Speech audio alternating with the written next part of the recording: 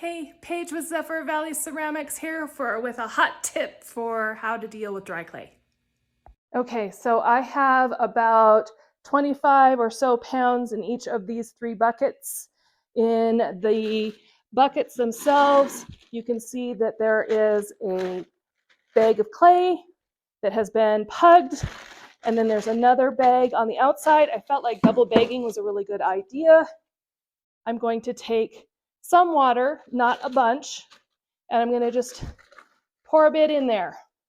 And I'm going to do that for each of these 3 bags.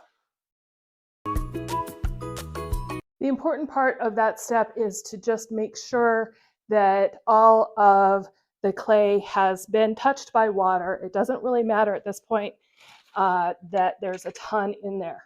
Now I'm going to take this bucket of water and I'm going to pour it in the bucket outside of both bags.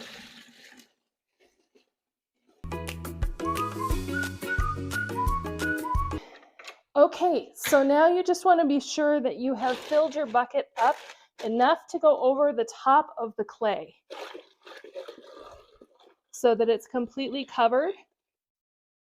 And I do this with the bag open so that as the water pressure pushes against the clay, it also pushes the air out and pushes the water that I poured in the bag onto the clay some more. Do that for each of these.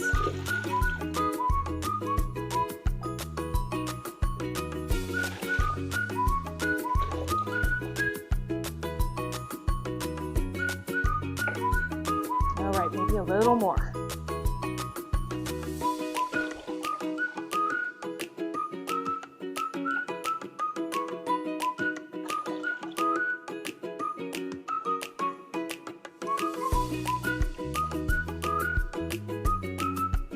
Okay, and then I assess whether or not I think I put enough water in there to do any good.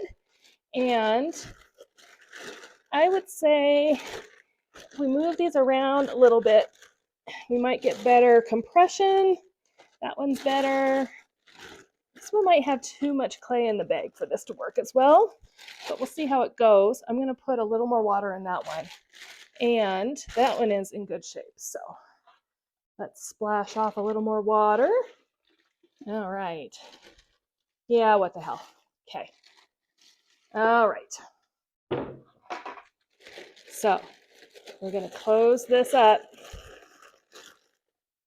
and give it at least 24 hours. And then when you check it, it should be considerably more moist and usable and throwable or hand buildable. So whatever your form of practice is. And that it might also need more than a day. It might need 2. So that's how I keep my clay from being completely too dry, and I make it ready for my next round of making.